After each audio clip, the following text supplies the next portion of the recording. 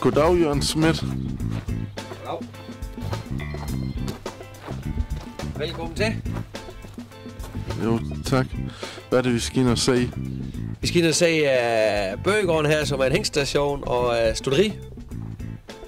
Og hvor vi har lidt heste i dag, vi skal have i gang, hvor vi skal med et hængstekøring i Herning. Og så vi skal jo se, hvordan vi gør dem klar til.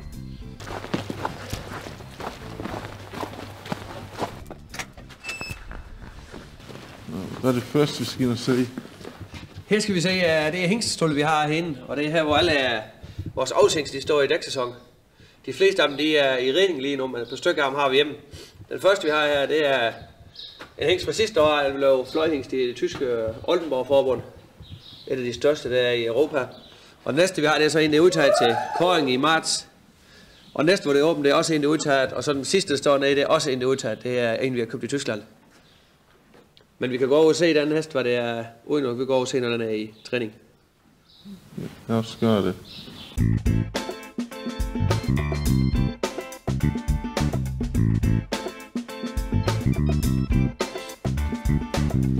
Hvad laver hun med hest? Der er hun ved at lancere den. Det er så, den kan få muskler. Det er samme som folk, de går i motionscenter. Så bygger vi muskler på den måde. Nu vil vi lancere det en 20 minutter her hver dag. I skridt trækker op, og så går de en halv time over løbebånd. Det kan vi se bagefter. Hvorfor det er vigtigt? Det er jo det samme som sportsfolk. De skal jo også træne for at kunne yde noget. Og det skal en hest også. Og for at den kommer til at se godt ud.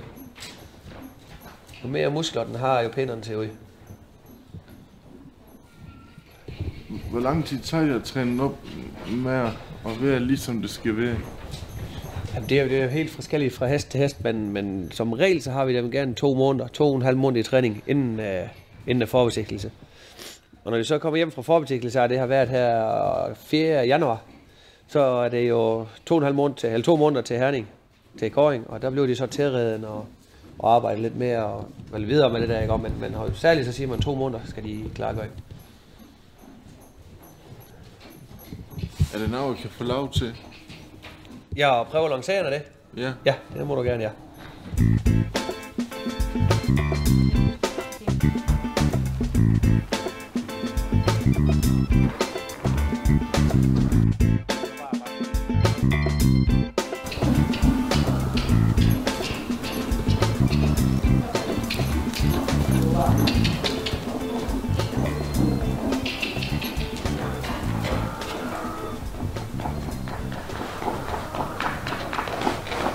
Hvor skal du hen med hesten nu? Jeg skal over i stalden og have den sadlet af, og så skal vi have en anden en på løbebånd. Lad os gå og se det. Ja.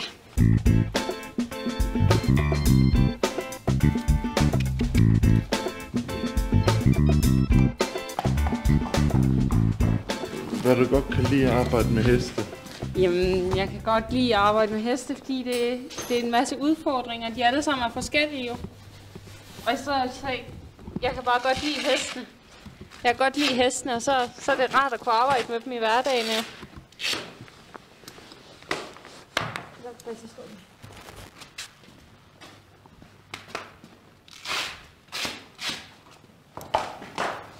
Skal vi sætte den ned i den boks, så den kan få noget at spise igen? Ja. Så kom den.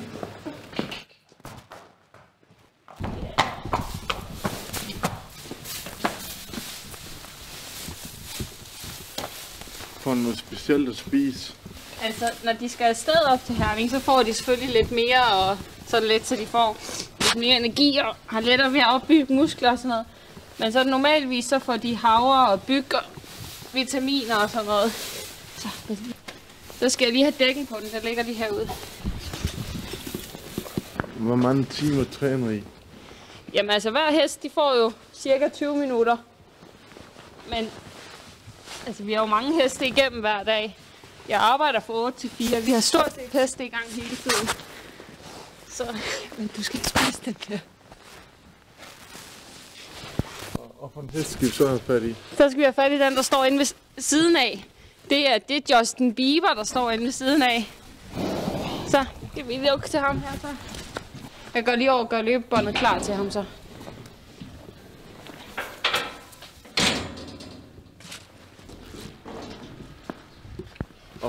Hvorfor har de nogle mærkelige navne? Har de nogle mærkelige navne? De skal jo alle sammen hedde noget jo, og det er nogle gange svært at finde på, hvad de skal hedde, når der er så mange. Så... Men nu den har vi ikke fundet på navn til, for det er en, han har købt. Så den hed Justin Bieber, da det var, vi fik den. Og for det ikke en, der hedder Brian? Det ved jeg ikke. Det kan være, vi kan få det næste år. Skal den have den på løbebånd nu? Ja, den skal hen på løbebånd nu. Så skal den op og skridt i en halv time. Så går den rundt selv derovre. Skal vi gå over med den? Ja.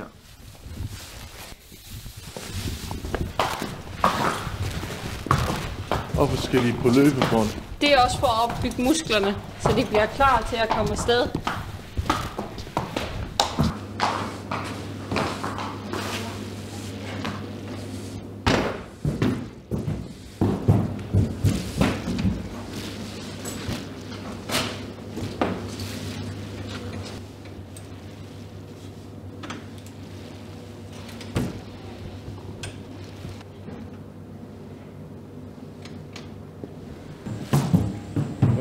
Hvor stærkt går den? Jamen, altså den går en normal skridthastighed. Hvor stærkt den går, det ved jeg faktisk ikke, det er helt. Men nu går den først 10 minutter i lige højde. Og så om 10 minutter, så begynder bånden lige stille at hejse sig lidt, så den går op, ligesom når vi går op ad bakke, så det er lidt hårdere for dem. Og så sænker det sig igen, og så stiger det lidt igen, og så sænker det sig igen. Og så gør den så en halv time.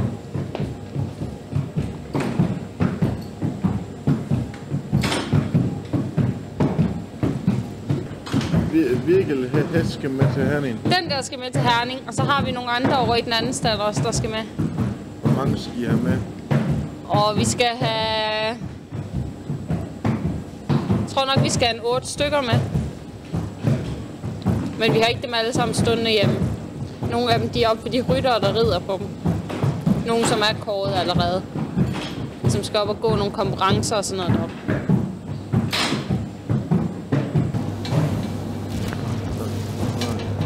Hvad er det for nogle slags heste her?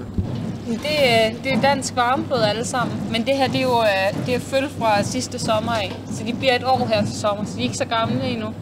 Det er derfor, de ikke er så store. Hvor gamle skal de være for med til køjen? Jamen altså, vi begynder på dem, begynder at lancere dem og sådan noget i det år, de bliver 2. Og så er de jo så 3, når de er med i Herning jo. Men vi starter med dem som 2 års.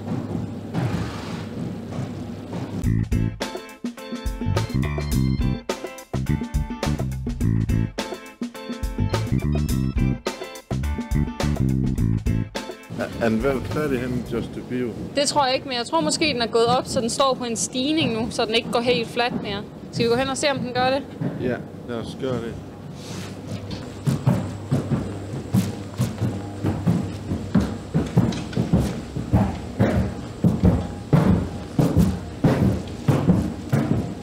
Hvor mange år har I med heste at gøre? Det har jeg jo haft lige siden jeg kunne gå snart.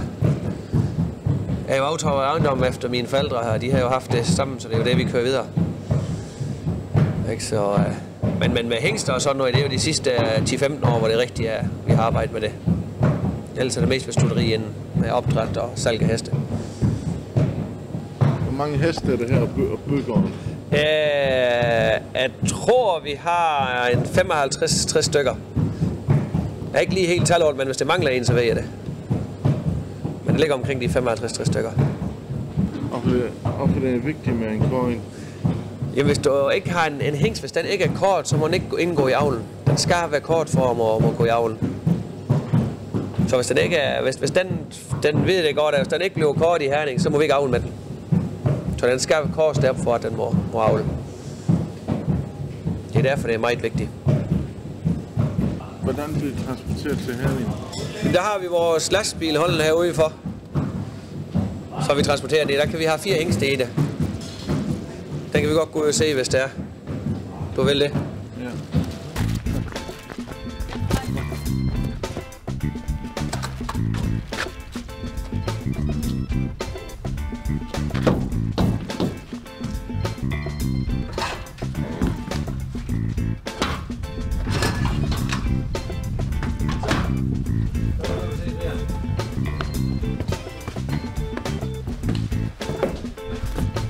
står de herinde imellem.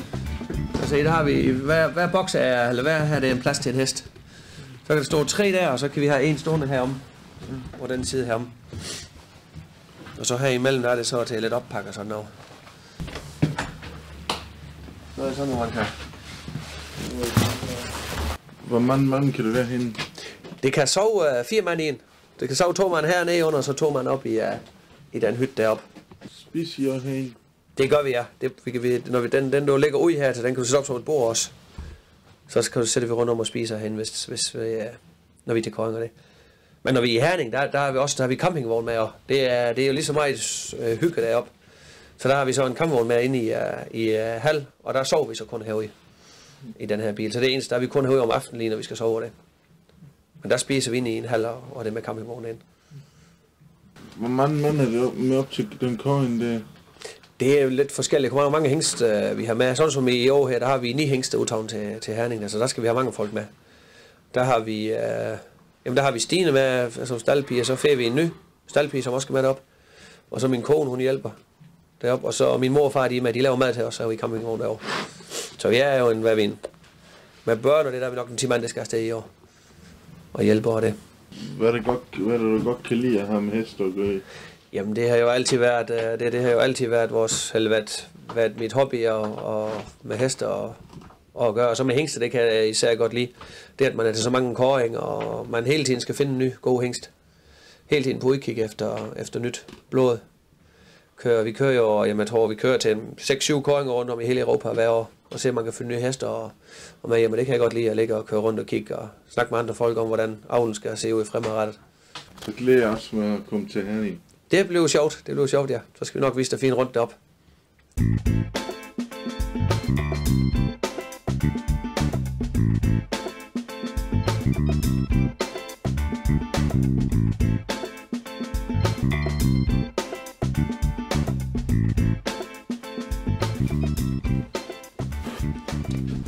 Hvad er det for nogle præmier, du har fået her? Jamen det er det er jo både fra Dyrskog i området og fra hopperkøring, hvor vi langs med hopperne og hængstekøring i Herning. Det er sådan lidt af det hele.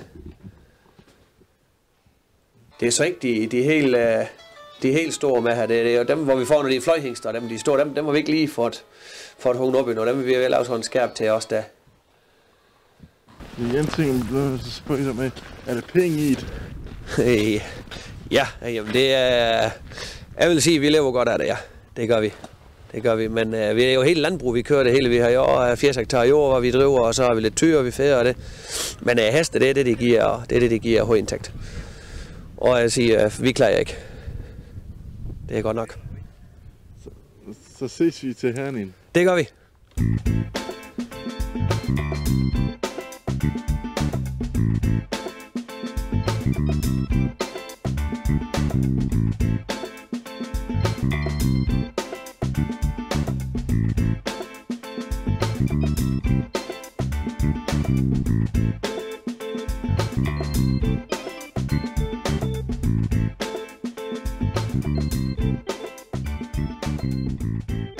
Fest.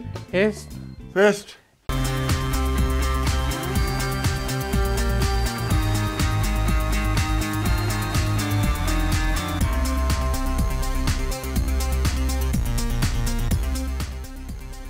God aften og velkommen til TV Glad Åbenrå. God aften og velkommen til her fra studiet af. I aften har vi hverdag hest, og så skal vi ud og lege med bogstaver. Nu skal vi til hverdag og fest. Ja. Nej, det hedder hest, Paul. Gud ja, vi må hellere komme i gang med anden del om heste. Ja.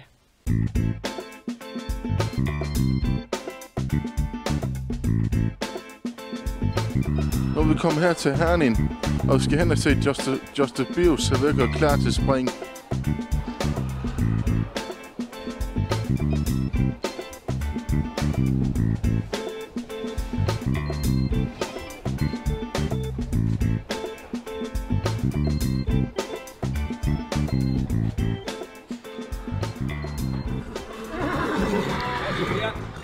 Goddag, Jørgen.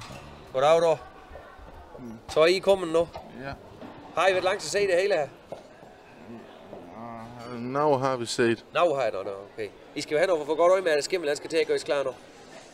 Ja. Han skal ind og løsspring, så skal jeg kigge godt af det. Goddag. Goddag.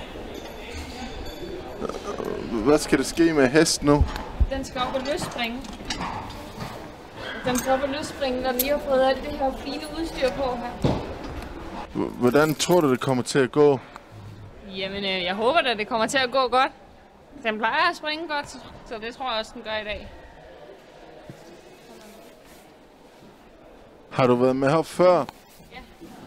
Ja, jeg var også med heroppe sidste år. Hvordan var det? Jamen, det var sjovt og en stor oplevelse. Der er masser at lave og se heroppe jo. Hvad?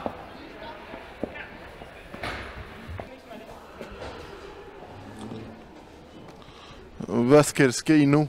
Nu skal den lige have smurt lidt fedt på rovene, så de er helt blanke. Og så skal den også lige have smurt noget i hovedet, så den skinner her.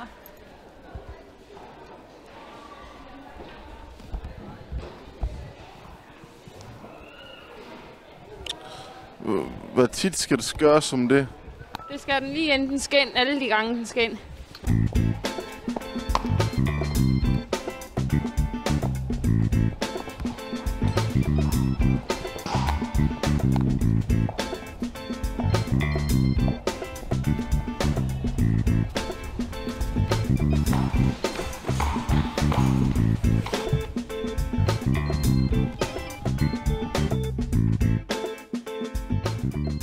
Hvad laver hun med hesten her nu?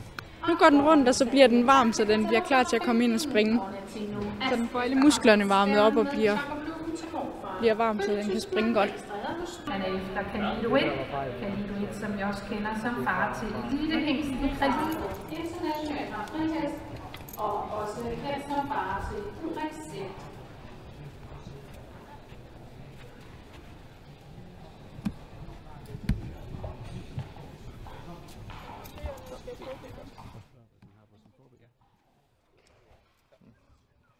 Hvad har den på sin forben? Det er sådan noget forbenskamation herovre. Den ikke slår over forben, når den skal ind nu her. Og skal springe. Hvor lang tid skal den gå her og varme op? Jamen, den er den næste, der skal ind, så et par minutter. Så er den ved at være klar. Herinde i baggrunden kan vi se Just the Bio, som det snart til at gøre klar til spring.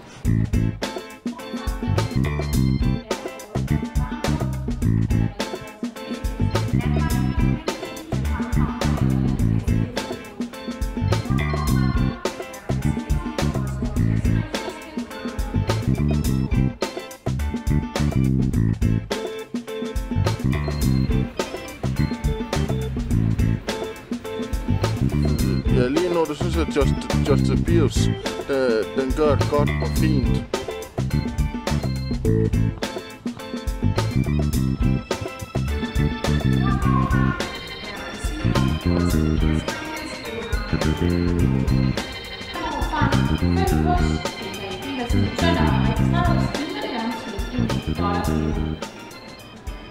Hvordan synes du, det gik med Just the Bios? Jo, den sprang faktisk rimelig fint. Den var sådan lidt vild hen ad dag, men den synes faktisk, det gik rigtig fint. Sig du, hvordan synes du, det gik med Just the Bios? Ja, den sprang sådan tilfredsstillende, men ellers var det ikke den kabere. Hvad gik ikke så godt? Jo, men jeg synes, den kunne godt have sprunget lidt mere til. Den skulle have kommet lidt hurtigere fra jorden. Men ellers, det er jo nye omgivelser op, og det er jo mange ting, hvad det spiller ind med sådan en kor. Det er jo første gang, de kommer ind i sådan en stor hal, hvor det er så mange publikum, og det er jo mange ting, det er medvirkende til. De bliver lidt ophidset og knap er optimalt. Men ellers gik det godt nok. Hvordan synes du, det gik med Just the Bios? Jeg synes, det gik rigtig godt. Han sprang rigtig, rigtig fint. Så nu må vi se, hvordan det går i morgen, og når de bedømmer, om den skal være hængst eller ikke skal. Er den færdig for i dag? Nej, de skal ud og lanceres her i eftermiddag. Og også foran dommerne, så dommerne kan se deres gangarter og sådan noget. Just the Bios, hvordan gik det? Den sværte ikke, den nippet. Lige nu er det ved at pakke sammen, er vi i halv, for nu er det ved at være pauser.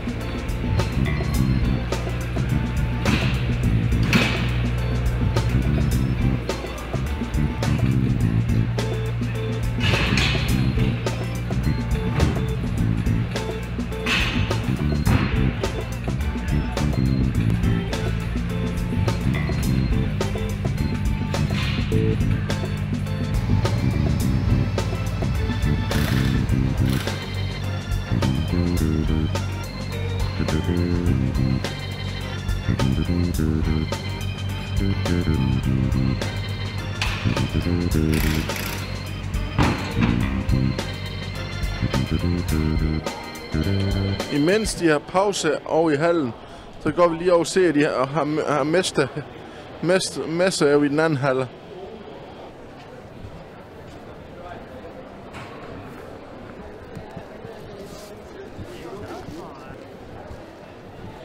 Og hvad er det, I sælger her? Vi sælger hestetrailer og tilbehør til hestetrailer. Hestetrailer og hestebiler. Det er sådan vores primære opgave her på standen. Vi sælger bygmand. Hvorfor skal man have en hestetrail? Det skal man jo for at kan transportere sin hest på en forsvarlig og en ordentlig og professionel måde. Hvis man følger en hest i noget andet, så vil den jo blive usikker og sådan nogle ting.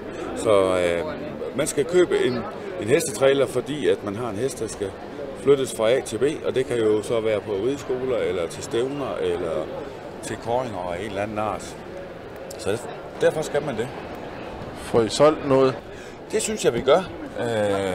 I dag synes jeg allerede, at vi viser gode tegn, og fornemmer også på standen, at der er en hel del folk, og købelysten, den synes jeg også, der begynder at komme nu her. Så vi forventer at få solgt en hel del. I hvert fald lige så meget at få noget kontakt med nogle emner, og få noget i gang efterfølgende, når behovet så kommer der. Må jeg komme ind og sidde i en? Det må du gerne. Vil du sætte med ind og se en hestetrailer, eller ind i en bil? Så må du gerne det. I en bil? Ja, kommer du bare med herover.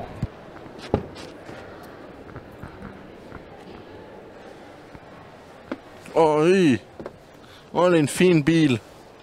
Det er nemlig en fin bil. Den her bil, den har så alt, hvad du kunne tænke dig. Den har kamera, så du kan se både bag ved bilen, når du bakker. Du har kamera, så du kan se ind til hestene, både forlæns og baglæns. Den har aircondition, den har alt, hvad du behøver. Ventilation inde ved hesten og ja, alle de der ting. Så siger jeg tak for, at jeg må komme op og sætte i en bil. Selv tak. Du er altid velkommen, hvis jeg kan hjælpe dig med noget. Hvad er det, I sælger her? Jeg sælger armbånd og bælter og transer til hest og rytter. Hvad bruger man dem til? Armbåndene er til mennesker, og transerne er til at ligge på hovedet af hesten. Får I solgt noget? Ja, det regner jeg da stærkt med. Jeg synes ikke, der er så mange mennesker herovre i dag, men nu må vi se, hvordan dagen den går.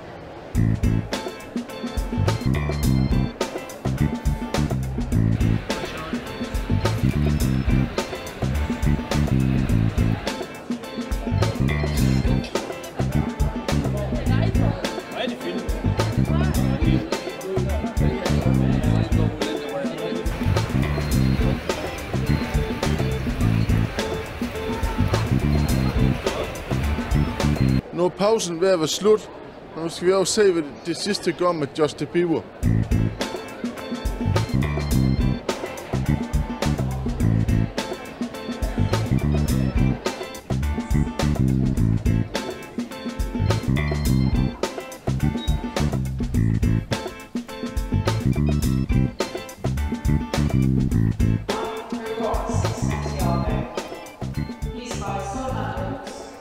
Hvordan går det med dine heste? Det er faktisk gået rigtig godt. Den nye, vi lige har købt, den har vi lige været inde og lancere, den gik helt fantastisk. Så det er gået rigtig fint. Og nu skal vi ind med de næste to, Justin og så den der Tiago, dem skal vi ind med lige her om 10 minutter. Lancere, så må vi se, hvordan det går. Ja. Men ellers indtil nu er det gået rigtig godt. Nå Stine, hvad skal der ske nu? Jamen, nu skal vi lige have gjort Tiago klar derovre, som jo skal ind og lancere, så skal han gøre os klar bagefter, så han også kan blive lanceret derinde foran dommerne. Har du travlt? En lille smule lige nu, fordi nu skal vi lige have dem begge to klar, så vi bare lige hurtigt kan sadle dem op, når klokken der bliver nok. Eller når klokken bliver så mange, de skal derop. Justin Bieber, er du klar til at håndtere lige om lidt? Hvad skal du til at lave nu?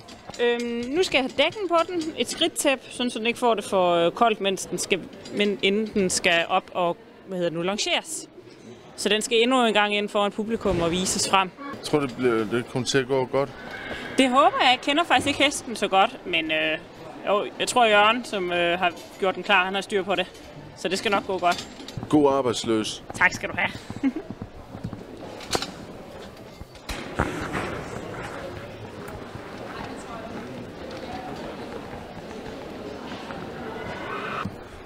Er Just Bio fræk? Ja, den er lidt fræk, men det tager vi med. Det er de nogle gange. Louise? Ja. Og du har gemasje på. Skal den klargøres en anden måde, som den gjorde første gang? Altså, nu skal den have sådan en gjord på, som du kan se, vi har lagt hen over maven på den. Det havde den ikke første gang. Det skal den have nu.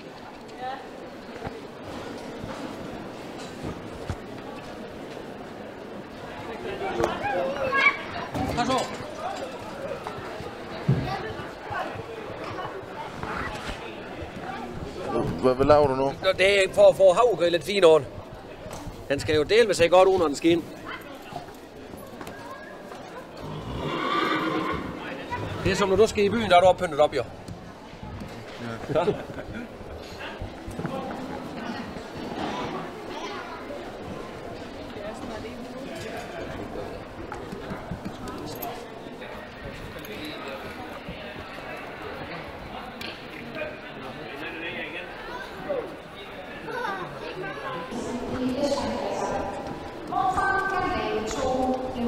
Nu skal vi ind og se Just Bio klar. Kom med.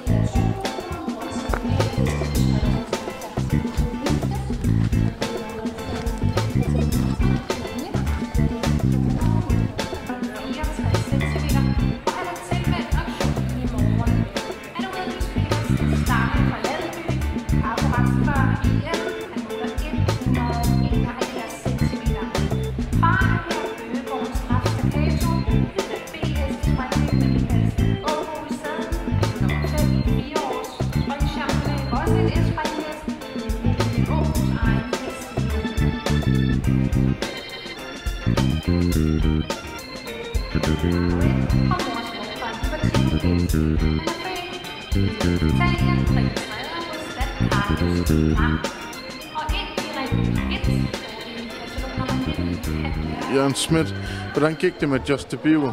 Jeg synes faktisk, det gik rigtig fint derinde. Travlt fint, slappet fint og galopé super. Olie synes jeg faktisk, det var rigtig fint. Det skal jo lige lykkes, du har ikke meget tid til at vise dem den, så det er jo sådan lige hurtigt hen. Men galoperet fint rundt, og det skal en springers, den skal vise. Tak for i dag, Just Bio. Jeg håber, at Just Bio den blev kort. Hvorfor den blev det? Ja, det gør jeg. Ja, det er hårdt om, det tror jeg ikke lige det lykkes. Men det må vi se i morgen jo. Hvordan det går jo, ikke? Jo. Tak for i dag. Det var så lidt. Det var det, så vi valgte at vise for Hingstekøjen i Herning, for Bødegården i Vollup til Herning, hver dag til hest.